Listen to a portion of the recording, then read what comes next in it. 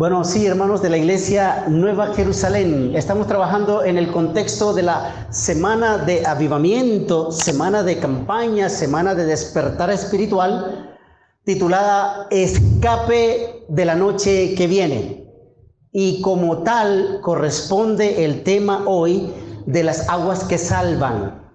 Y vamos a hablar del tratamiento que Dios hace con su pueblo, el tratamiento que Dios da a su pueblo a través del plan de salvación planificado por ellos. Y hablo de ellos, del Padre, el Hijo y del Espíritu Santo, planeados por ellos desde antes de la fundación del mundo. ¿Cómo se iba a salvar al hombre? ¿Qué plan iba a hacer Dios para rescatar a la raza caída en caso que la humanidad cayera en pecado? ¿Qué plan iban a hacer?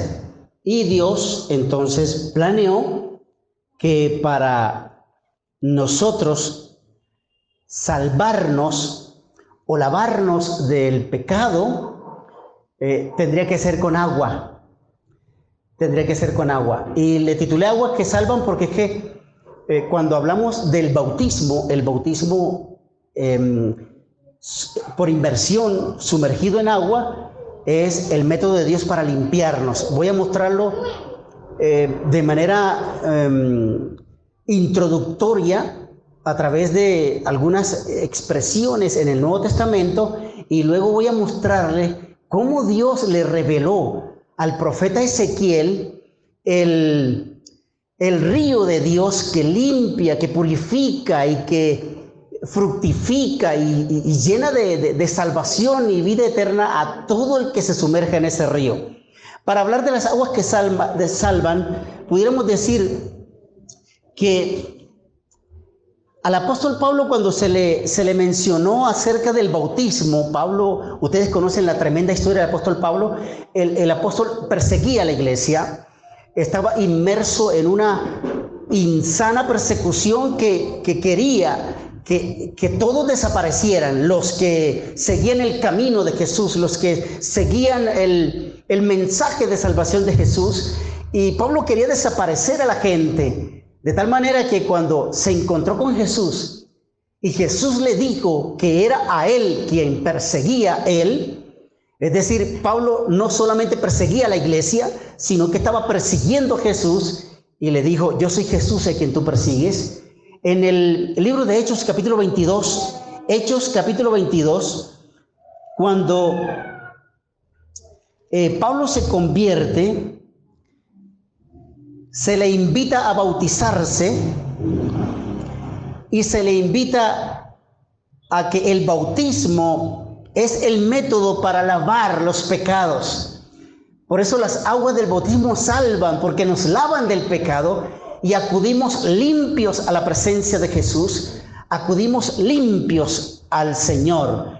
Capítulo 22, libro de Hechos de los Apóstoles, versículo 16.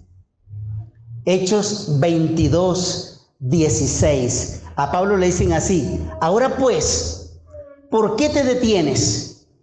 Levántate y bautízate y lava tus pecados invocando su nombre. Entonces aquí mandan a Pablo a que lave sus pecados. ¿En qué aguas nosotros lavamos nuestros pecados? En las aguas del bautismo, una y otra vez. No se sabe cuántas veces puedas tú hacerlo, pero si eres un cristiano, un adventista que ha violado el pacto con el Señor y necesitas levantarte de donde estás caído y lavar tus pecados en las aguas del bautismo, hay que hacerlo. Hay que hacerlo porque el pecado nos engruda, nos ensucia, nos perjudica, nos corta la relación con el Señor, nos hace pertenecerle al enemigo y alejarnos del Señor, quien nos reclama para salvación. Y entonces esa disputa solamente la decide el individuo que conscientemente decide o lavarse en las aguas del bautismo y acudir al Señor, o continuar sucio porque el pecado nos condena. De hecho, ustedes lo saben, el capítulo 16, versículo 16 de Marco 16, 16 dice: el que creyere y fuere bautizado, ¿qué pasa? será salvo. Entonces el bautismo salva, tiene una condición salvífica siempre y cuando el individuo elija, escoja realizar el acto del bautismo. Y paralelo a Marcos 16:16 está Primera de Pedro, capítulo 3, el versículo 21.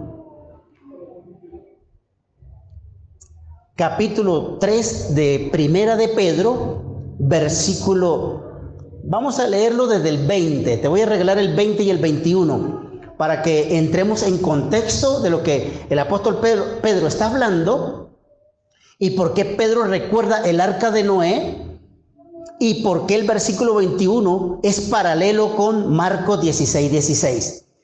Capítulo 3, versículos 20 y 21 de la primera carta a Pedro, o primera carta de Pedro a la iglesia.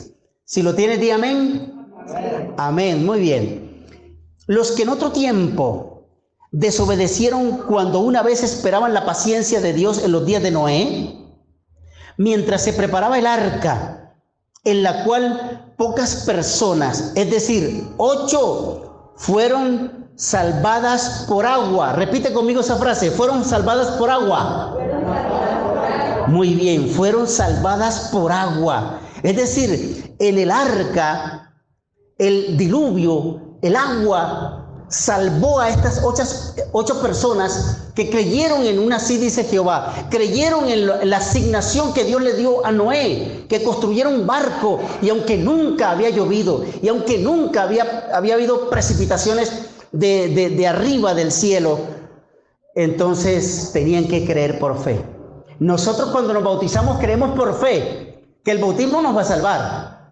Entonces esa creencia nos llevará a un encuentro con Jesús, a un encuentro con Dios, a un encuentro con el inventor del bautismo, porque fue Jesús o Dios quien inventó el bautismo, y Jesús lo ejemplificó. Ustedes lo recuerdan, el capítulo 3 del libro de Mateo, versículos 13 al 17, donde Jesús acude a Juan el Bautista en el Jordán y le dice a Juan que lo bautice. Y aunque Juan le dice, pero esto no es posible, tú tienes que bautizarme a mí, no yo a ti. Y Jesús le dice, así tenemos que cumplir toda justicia. Y entonces Juan el Bautista accede a bautizar a Jesús, y hay unas connotaciones eternas, universales. La voz del cielo le dice al público que este era el Hijo de Dios, el Hijo amado, y el Espíritu Santo desciende sobre Jesús. Cuando Jesús realiza el bautismo, entonces se convierte en el modelo perfecto para yo seguir el ejemplo de Jesús. De hecho, Juan capítulo 13, versículo 15 dice, porque ejemplos he dado para que como yo os he hecho, vosotros también hagáis. El bautismo de Jesús no era tanto por arrepentimiento, para perdón de pecados, sino que era el ejemplo para nosotros. Porque Jesús tuvo que someterse al bautismo que predicaba Juan el Bautista en el primer capítulo de Marcos capítulo 1, versículos 4, podríamos decirlo así. Marcos capítulo 1, versículos 4, dice que Juan bautizaba y predicaba el bautismo para arrepentimiento y perdón de pecados. Entonces Jesús se sometió a ese bautismo, pero Jesús no necesitaba arrepentirse. Jesús no había cometido pecados. Por tal razón, el bautismo de Jesús era más, por ejemplo, para que yo siguiera su ejemplo, porque Él iba a ser mi modelo. Y yo no tuviese excusa de decirle a Jesús cuando viniera por segunda vez, Jesús, yo no me bauticé porque sencillamente tú no me diste ejemplo. Pero Jesús va a decir, mi ejemplo te va a condenar porque no seguiste mis pisadas. Y hermanos, la revelación que Dios, a través de lo que está explícito o de lo que está asignado en el Antiguo Testamento acerca del bautismo, era la profecía o la premonición o el mensaje anticipado que Dios le estaba dando al pueblo de Israel para el bautismo. Y miren cómo lo dice, miren cómo lo menciona. Voy a leer dos textos, uno largo y otro más corto. Busquemos el libro de Ezequiel, capítulo 16. Ezequiel, capítulo 16. Vamos a leer desde el versículo 1. Ezequiel 16, desde el versículo 1 hasta el versículo 9. Ahí está la profecía del lavamiento en las aguas, dada por Dios anticipadamente a Israel. Capítulo 16, libro de Ezequiel, versículos 1 hasta el 9. Dice la palabra de Dios así: vino a mí palabra de Jehová diciendo: Hijo de hombre, notifica a Jerusalén sus abominaciones, y di: así ha dicho Jehová el Señor sobre Jerusalén. Tu origen, tu nacimiento es de la tierra de Canaán. Tu padre fue amorreo y tu madre etea. Y en cuanto a tu nacimiento, el día que naciste, no fue cortado tu ombligo, ni fuiste lavada con agua para limpiarte, ni salada con sal, ni fuiste envuelta en fajas. No hubo ojo que se compadeciese de ti para hacerte algo de esto, teniendo de ti misericordia, sino que fuiste arrojada sobre la faz del campo, con menosprecio de tu vida en el día de tu nacimiento. Y yo pasé junto a ti. Repite tras de mí esa frase: y yo pasé junto a ti. Y yo pasé junto a ti y te vi sucia en tus sangres. Y cuando estabas en tus sangres te dije: vive. Sí, te dije cuando estabas en tus sangres: vive. Te hice multiplicar como la hierba del campo y creciste. Y te hiciste grande y llegaste a ser muy hermosa. Tus pechos se habían formado y tu pelo había crecido, pero estabas desnuda y descubierta. Y pasé otra vez junto a ti. Repite eso: y pasé otra vez junto a ti. El Señor pasa otra vez por nosotros y el Señor nos invita a lavarnos con las aguas del bautismo. Dice el versículo 8: y pasé otra vez junto a ti y te miré, y he aquí que tu tiempo era tiempo de amores, y extendí mi mano sobre ti y cubrí tu desnudez, y te di juramento y entré en pacto contigo diciendo, dice Jehová el Señor, y fuiste mía. Versículo 9: y te lavé con agua y lavé tus sangres de encima de ti y te ungí con aceite. Amén. Amén. Hermanos, la premonición del bautismo, la anunciación de Dios de que Israel, su ciudad santa Jerusalén, necesitaba bañarse y lavarse en las aguas del bautismo, y eran aguas que Dios proveía. Las aguas del bautismo son provisión divina.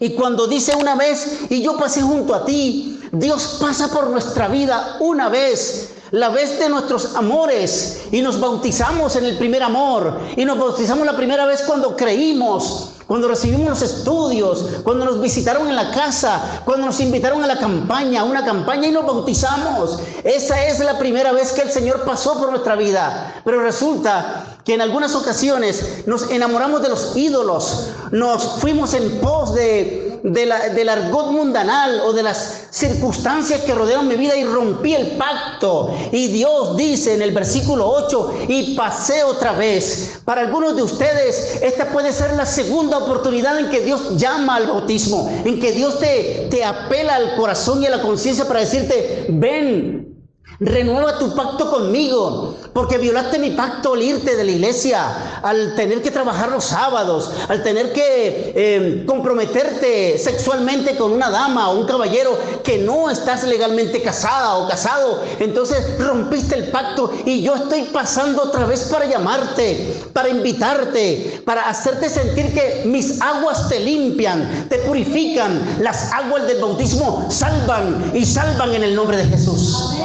Amén. Entonces, Cuando dice que te lavé con agua, en el versículo 9, te lavé con agua, son las aguas del bautismo. Y cuando dice te ungí con aceite, el aceite representa el Espíritu Santo.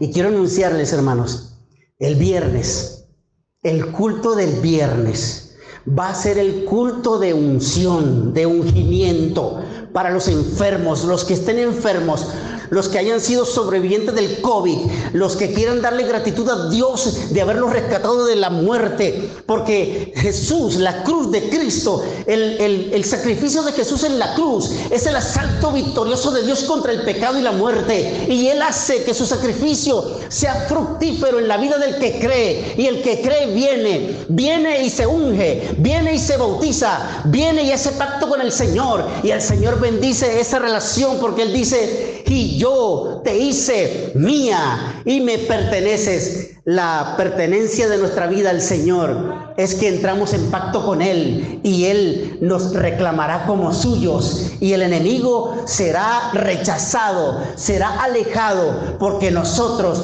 somos pertenencia del reino de los cielos. Amén. Entonces el viernes vamos a ungir, como lo hicimos el año inmediatamente anterior. ¿Recuerdan? El año pasado hicimos un ungimiento a toda la iglesia, y ustedes van a aprovechar eso, porque previo a la cena del Señor, previo a la renovación del pacto con Dios a través de la cena del Señor, entonces usted será ungido, será investido del Espíritu Santo. Sus pecados le serán perdonados y el Señor renovará su pacto contigo y tú con Él a través del ungimiento, a través del bautismo y a través de la cena del Señor. Hermanos, si el pastor en algún momento me invitare para un culto de cena del Señor, estoy estudiando un tema, estoy llevándolo por YouTube, de los 3 Elías. Pero el tema se va a ampliar de los 3 Elías, porque he encontrado cosas tan importantes de la cena del Señor, que la cena del Señor es un viaje de salvación en el sacrificio de Cristo. Y cuando yo tomo el pan y el jugo de la vid sin fermentar, es como cuando Israel en Egipto pintó la puerta con la sangre del cordero, y el ángel de Jehová hacía el reconocimiento de la sangre en la puerta, pero no era una señal para Dios, era una señal para los hijos de Israel, para los miembros del pueblo de Israel que iban a ser rescatados. La cena del Señor no es una señal para alegrar a Jesús o para manipular a Jesús. La cena del Señor es una señal para tu vida, para que el cielo te reclame como heredero de la patria celestial. Entonces, lo desarrollaremos si el pastor me invita para algún trimestre. Sí. Ajá, 8 días después. Lo que pasa es que 8 días después vamos a estar en la campaña de Chocó. Yo voy a estar en Quibdó y el pastor va a estar en otra iglesia, y entonces no podemos estar, porque si no, yo no me la perdía, porque a mí me gusta esta iglesia, me encanta estar aquí, esta iglesia es hermosa y a mí me encanta estar aquí, aunque hay poquitos esta noche, no importa, esta iglesia me llena el espíritu, me hace sentir como en casa, como si fuera de ustedes, y yo solamente soy un visitante con la palabra del Señor. Entonces, el Señor dice que me lava con agua y me unge con aceite. El viernes, no lo olviden, traigan los enfermos, venga usted, el representante y permita que el Espíritu de Dios le unja, y usted tendrá un pacto renovado con el cielo. Ahora bien, hablando del bautismo en el Antiguo Testamento, las aproximaciones que el Señor hace acerca del bautismo, mire cómo lo expresa Ezequiel capítulo 36, versículos 25 y 26. La aproximación teológica de la hermenéutica del bautismo está siendo arrastrada por las citas que le di de Ezequiel 16 y ahora Ezequiel 36. Capítulo 36, versículo 25 y 26, pero vamos a leerlo hasta el 28, hasta el 27. Capítulo 36 de Ezequiel, versículos 25 al 27. Vamos a leerlo hasta allí. Dice la palabra de Dios: esparciré sobre vosotros agua limpia, y seréis limpiados de todas vuestras inmundicias, y de todos vuestros ídolos os limpiaré, y os daré un corazón nuevo, y pondré espíritu nuevo dentro de vosotros, y quitaré de vuestra carne el corazón de piedra, y os daré un corazón de carne. Y dice el versículo 27, y pondré dentro de vosotros mi espíritu, y haré que andéis en mis estatutos, y guardaréis mis preceptos, y los pongáis por obras. Amén. Amén. Esta aproximación al bautismo en el Antiguo Testamento dice que cuando tú te bautizas, tú cambias de identidad, de perdido a salvo. Tú cambias de corazón, por ese corazón duro que nos impide entregar a Jesús nuestra vida, de hacer pacto con Jesús. Él nos cambia el corazón, nos pone uno de carne para ser sensibles, susceptibles y para ser atraídos por el Señor, por su Santo Espíritu. Por eso el versículo 26 dice: os daré un corazón nuevo y pondré espíritu nuevo dentro de vosotros. El bautismo hace que yo reciba el Espíritu Santo, hace que yo reciba la unción de lo alto, ese aceite que es representado por el Espíritu de Dios. Ese aceite simboliza el Espíritu Santo. Y aquí dice que Dios va, a través del bautismo, va a colocar un espíritu, el Espíritu Santo dentro de mí, para entonces yo poder cumplir los mandamientos, los estatutos, los preceptos de Dios. Sin el bautismo es muy difícil que yo entre a guardar los mandamientos de Dios. Porque yo digo, bueno, no soy bautizado, yo puedo echarme una rumbiadita. Bueno, no soy bautizado, yo puedo tomar unos guaritos. Bueno, no soy bautizado, yo puedo fumarme un tabaquito. No, yo no soy bautizado y yo puedo hacer esto. Yo lo hacía así. Antes de ser bautizado, cuando estaba en el mundo, yo decía, bueno, como no soy bautizado, bueno, yo voy a la iglesia con mi mamá, pero yo todavía no estoy bautizado. Y entonces el sábado en la noche me iba para las fiestas y el sábado en la mañana estaba en el culto. Y hasta que el Señor me llamó, a los 19 años, yo tuve que tomar la decisión. O seguía en el mundo, o seguía las pisadas del Señor. Y bueno, decidí desde los 19 años, aquí en Medellín, en el año 87, el 4 de abril de 1987, a las 11:45 de la mañana, un sábado, el pastor Marcos Terrero, hoy doctor Marcos Terrero, me bautizó. Y desde allí dejé el mundo, no volví más nunca al mundo, ni a desear la fiesta, ni a desear el baile. Todo quedó en el pasado porque el Señor lavó mis pecados, borró mis pecados, entré en relación con Él, puso un espíritu dentro de mí para yo ser obediente a los mandamientos, para guardar sus preceptos y saber qué es lo que le ofende a Él para yo no hacerlo. Y entonces entendí el plan, entendí todo y decidí entregar mi vida al Señor. Pero mire la revelación magnífica, la bomba que quiero darle esta noche está en el capítulo 47. El río de Dios, Ezequiel 47, el río de Dios. Y de eso quería hablarles esta noche. El centro del tema de hoy es el río de Dios, las aguas que salvan, las aguas salutíferas, las aguas que te permiten bendecir, multiplicar y sanar tu vida. Están en el capítulo 47, versículos del 1 al 12 del libro Ezequiel. Ezequiel, capítulo 47, versículos 1 al 12. Cuando lo tengas, di amén. Amén. Capítulo 47, libro de Ezequiel, versículos del 1 al 12. Dice la palabra de Dios: me hizo volver luego a la entrada de la casa. Y aquí aguas salían de debajo del umbral de la casa hacia el oriente, porque la fachada de la casa estaba al oriente, y las aguas descendían de debajo hacia el lado derecho de la casa al sur del altar.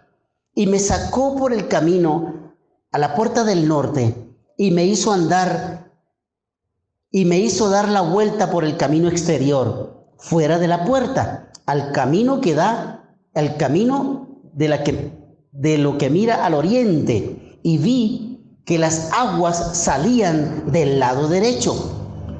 Y salió el varón hacia el oriente, llevando un cordel en su mano, y midió 1000 codos, y me hizo pasar por las aguas hasta los tobillos. Midió otros 1000, y me hizo pasar las aguas hasta las rodillas. Midió luego 1000, y me hizo pasar las aguas hasta los lomos. Midió otros 1000, y ya era un río que no podía pasar, porque las aguas habían crecido de manera que el río no se podía pasar sino a nado. Y me dijo: ¿has visto, hijo de hombre? Después me llevó y me hizo volver por la ribera del río. Y volviendo yo, vi que en la ribera del río había muchísimos árboles a uno y otro lado. Y me dijo: estas aguas salen a la región del oriente y descenderán al Arabá y entrarán en el mar, y entradas en el mar recibirá sanidad las aguas. Versículo 9, hermoso ese texto. Y toda alma viviente que nadare por doquiera que entraren estos dos ríos, vivirá. Y habrá muchísimos peces, y por haber entrado allá estas aguas, y recibirá sanidad. Y vivirá todo el que entrare en ese río. Y junto a él estarán los pescadores desde Engadi hasta en Englaim. Será su tendedero de redes, y por sus especies serán los peces tan numerosos como los peces del mar grande. Sus pantanos y sus lagunas no se sanearán, quedarán para salinas. Versículo 12, junto al río, a la ribera, a uno y otro lado, crecerá toda clase de árboles frutales. Sus hojas nunca caerán, ni faltará su fruto. A su tiempo madurará, porque sus aguas salen del santuario. Repite conmigo: salen del santuario. Y su fruto será para comer, y su hoja para medicina. Amén. Hermanos, qué extraordinaria revelación. Ezequiel ve de Dios la revelación de las aguas que salvan, del río en donde podemos lavarnos y ser bendecidos, multiplicados, fructificados y sanados de todas nuestras quejumbres, o de todos nuestros quejos, o de todas las cosas que nos hacen doler la vida. Porque la vida duele no solamente por las enfermedades, sino que la vida duele también por las decepciones. Y cuando tú entregas tu vida a Dios, Dios no te decepciona. Dios te da motivos para tú multiplicarte, para bendecirte y para sanarte, porque hay poder en el nombre de Jesús. Y Ezequiel ve esa maravillosa revelación. Ve que del santuario de Dios fluyen las aguas salutíferas, las aguas salvíficas. Es más, la revelación que recibe Ezequiel va desde el capítulo 40. El capítulo 40 de Ezequiel hasta el capítulo 48 es la revelación de Dios, de las aguas que salen del santuario, de lo que se refiere al santuario. Y fíjate que el capítulo 48 de Ezequiel, versículo 35, cuando Ezequiel ve la revelación desde el capítulo 40 hasta el 48-35, Ezequiel recibe la visión, y cuando termina la visión, Ezequiel dice en el versículo 35, y en derredor tendrá 18,000 cañas, y el nombre de la ciudad desde aquel día será Jehová Shammah. Jehová Shammah. Jehová Shammah significa Dios vive allí. Jehová vive allí, en las aguas que salen del santuario. El santuario que está para ofrecer la adoración al Dios verdadero tiene aguas que salvan, aguas salutíferas. Salen del santuario. Se riegan por todo el vado del Jordán, porque la revelación que recibe Ezequiel es todo el vado del Jordán. Es decir, todo eso es desértico. En el año 2014, le dije el año pasado, en el año 2014 Dios me dio la oportunidad de ir a Jerusalén, a Tierra Santa, y fuimos a Masada. Masada A 500 metros de altura, esa roca donde Herodes construyó un palaciego, allá arriba se ve todo el vado del Jordán, toda la parte desértica que está rodeando el Mar Muerto. Las aguas del río Jordán, llegan al Mar Muerto.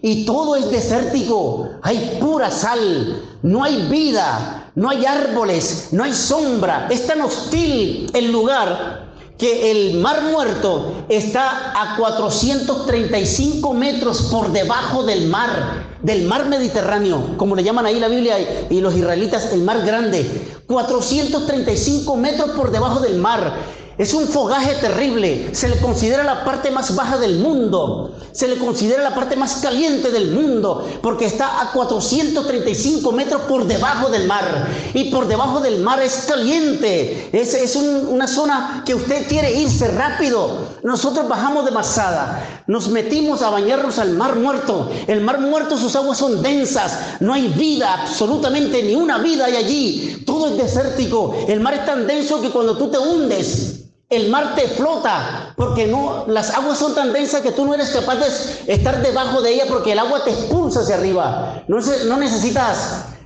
boyar ni salvavidas, porque las aguas te permiten flotar sobre ella, porque son muy densas. No hay vida, no hay peces, no hay nada de vida en esas aguas. Son tan saladas y tan densas y tan llenas de yodo que es imposible tomarla. Es imposible beberla porque no hay vida ni alrededor del mar ni dentro del mar. Eso es desértico, eso es sin vida, totalmente muerto todo. Pero la revelación que tiene Ezequiel dice que las aguas que vienen del altar, las aguas que vienen del santuario, corren por el río Jordán. El río Jordán se desborda y riega esa zona desértica donde no hay vida.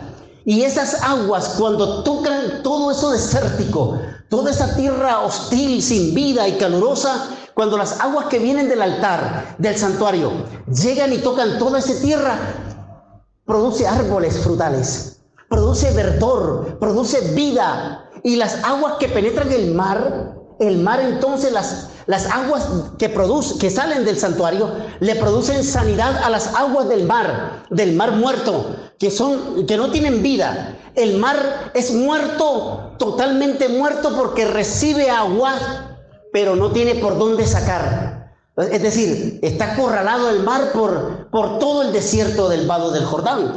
Y entonces Ezequiel ve que ese mar, ahora que era muerto, las aguas del santuario le producen vida. Hay peces, porque el versículo en Ezequiel dice, y toda clase de peces, más peces que en el mar grande. El mar grande es el mar Mediterráneo, que queda ahí a la costa de Tel Aviv y en derredor a ciertas ciudades de Israel.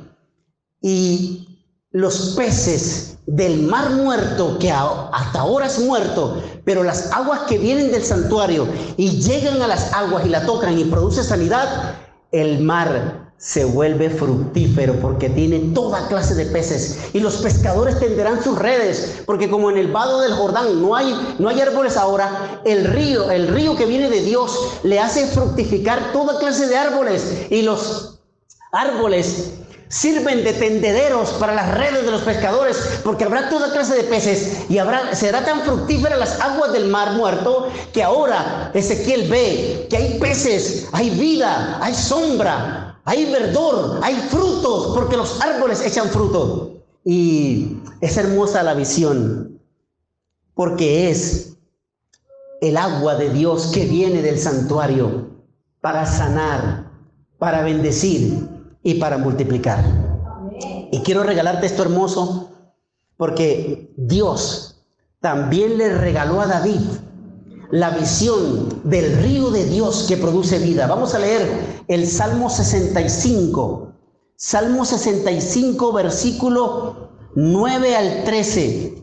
El río de Dios que vio Ezequiel también le fue mostrado a David. Y David, en ese Salmo 65, hermoso salmo, ve las aguas reveladas por Dios, esas aguas que salvan, esas aguas fructíferas. Salmo 65, versículos 9 al 13. Dice la palabra de Dios: visitas la tierra y las riegas en gran manera. En gran manera la enriqueces. Con el río de Dios. Repite conmigo, el río de Dios.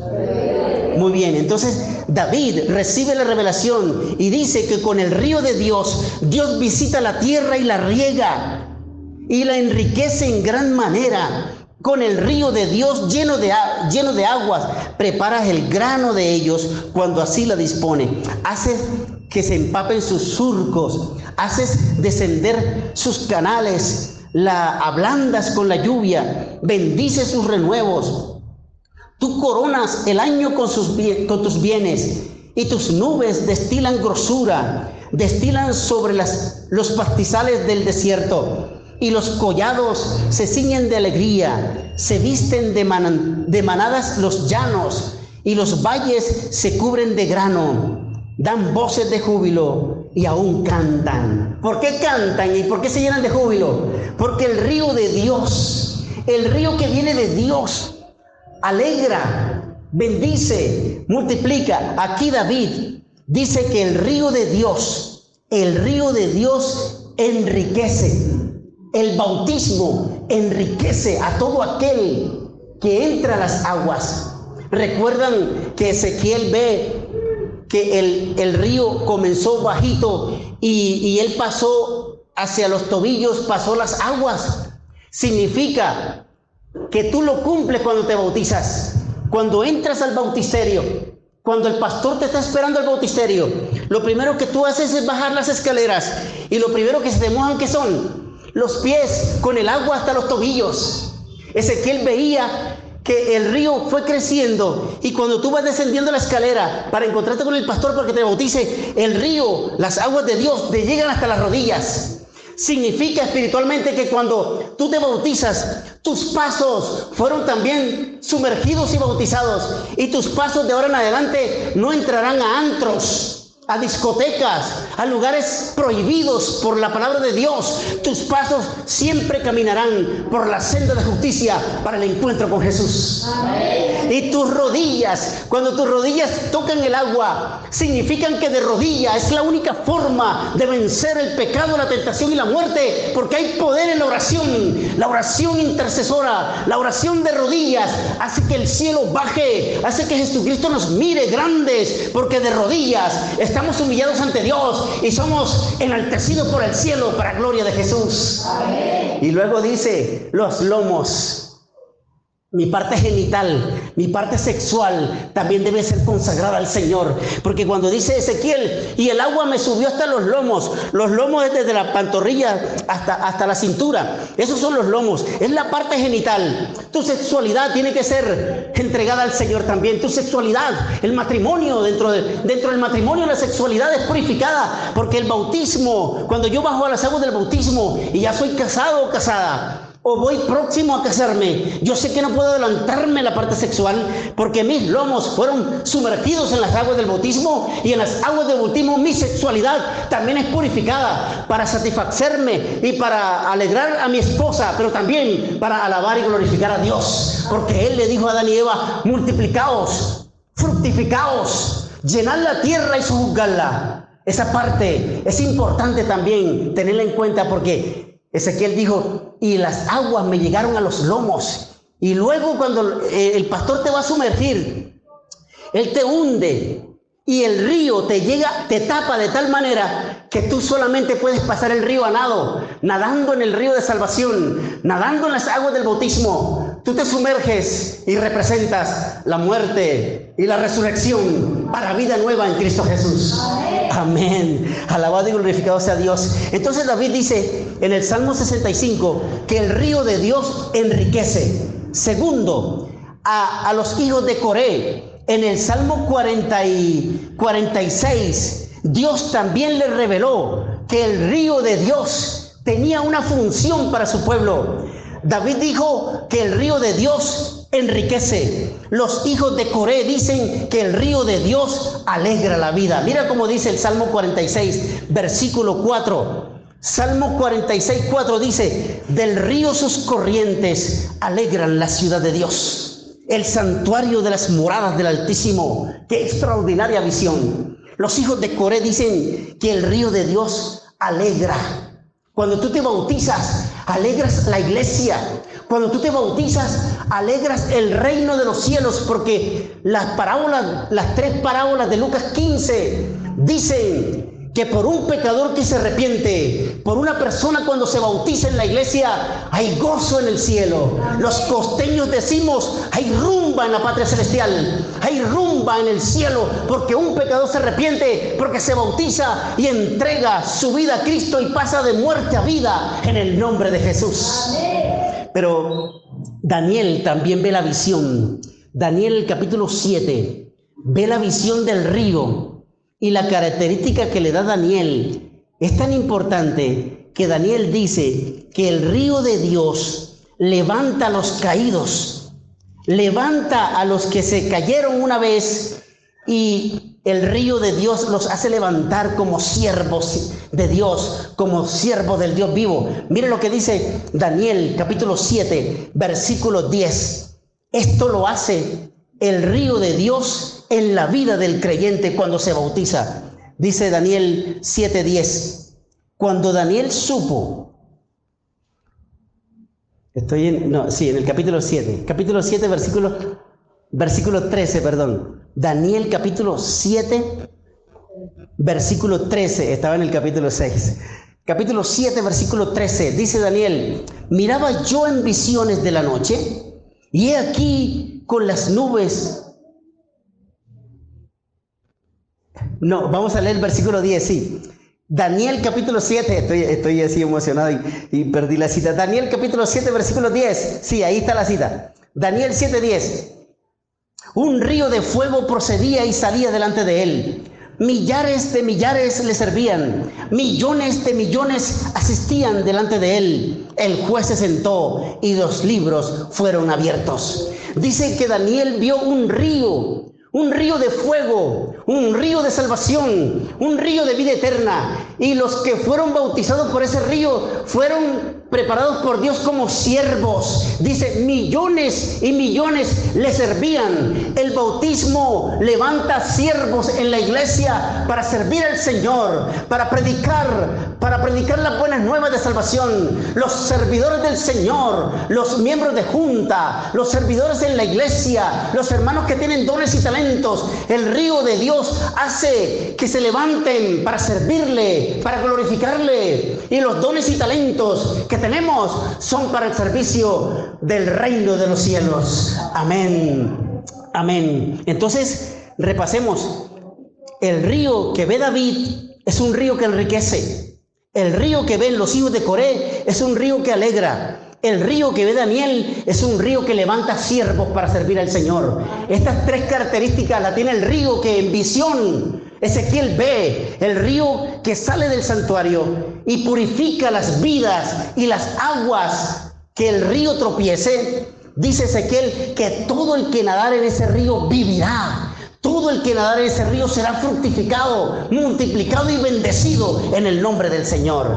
Amén. Entonces, ¿qué tenemos que hacer con esta declaración del río de Dios? Primero, lo que yo tengo que hacer es acercarme a la salvación del bautismo. Isaías 55:1. Acercarme a la salvación del bautismo. Isaías 55:1. Dice: a todos los sedientos, venid a las aguas, y los que no tienen dinero, venid, comprad y comed. Venid, comprad sin dinero y sin precio vino y leche. Isaías está invitando, mejor dicho, Dios a través de la garganta de Isaías está diciendo: venid, acércate. Ven sin dinero. El bautismo no se cobra, el bautismo no vale dinero, el bautismo es un regalo de Dios y tú lo único que tienes que hacer es acercarte a la salvación, acércate a las aguas que salvan, acércate al río de Dios, porque el que se acerca al río de Dios y se sumerge en él es enriquecido, es alegrado y es levantado para ser siervo del Dios viviente. Amén. Lo segundo que tengo que hacer es desear esas aguas. Salmo 42. Salmos 42, versículos 1 y 2. Es tan lindo ese salmo que usted lo sabe. Yo debo desear las aguas del río de Dios como el ciervo brama. Dice, como el ciervo brama por las corrientes de las aguas, así clama por ti, oh Dios, el alma mía. Mi alma tiene sed de Dios, del Dios vivo. Amén. Debemos desear las aguas. Primero acercarnos y luego desearlas. Porque el ciervo, cuando llega el verano y no hay corrientes de agua, el ciervo brama y su bramido se escucha a kilómetros porque tiene sed, porque está muriendo de sed. Nosotros también debemos desear las aguas del río de Dios, desearlas para sumergirnos, desearlas para ser santificados, desearlas para nacer como nueva criatura para el reino de Dios. Y por último, ¿qué debemos hacer con el río de Dios? Debemos pedir esas aguas del río de Dios, como lo hizo la mujer samaritana. Capítulo 4, libro de Juan, capítulo 4, versículo 13 al 15. Lo voy a resumir, anótalo, pero lo voy a resumir. Capítulo 4, Evangelio según San Juan. La mujer samaritana, cuando se encuentra con Jesús, Jesús le pide agua y ella le dice, ¿cómo tú me vas a pedir agua si no has traído nada para sacarla? El pozo es muy hondo. ¿Y por qué tú me pides si no has traído agua? Además, eres judío y los judíos y los samaritanos no se tratan. ¿Por qué me pides agua? Y Jesús le dice, yo tengo un agua que cuando tú la tomas no vuelves a tener sed jamás. Porque esas aguas vienen del santuario. Esas aguas son aguas de vida. Esas aguas te quitan el vacío existencial. Te purifican las emociones y ya tú vas a vivir una vida íntegra ante Dios. Y entonces la mujer dice, wow, yo quiero esa agua. Si esa agua me quita la sed, yo quiero tomar esa agua, porque esa agua me permitirá quitar la sed y yo más nunca vuelvo a este pozo a buscar agua. Y dice en el versículo 10, mira lo que dice en el versículo 10. Si conocieras el don de Dios y quién es el que te dice, dame de beber, tú le pedirías a Él y Él te daría agua viva. El agua del bautismo es agua viva, la que ofrece Jesús para limpiarnos, sanarnos por dentro, sanarnos por fuera y darnos la identidad de herederos de la patria celestial. Entonces debemos desear esas aguas, debemos acercarnos a esas aguas y debemos pedirle a Jesús que nos dé esa agua de vida para nunca más sentirnos perdidos y extraviados, porque hay poder en la salvación de las aguas del bautismo. Amén. No puedo terminar sin hacer el llamado. ¿Hay alguien aquí que no ha sido sumergido en las aguas del bautismo, en el río de Dios, y le gustaría el sábado recibir el santo bautismo como manda la palabra, como fue el ejemplo de Jesús, sumergirnos en el río de Dios para ser fructificados, multiplicados, bendecidos y sanados? ¿Hay alguien esta noche que le gustaría venir?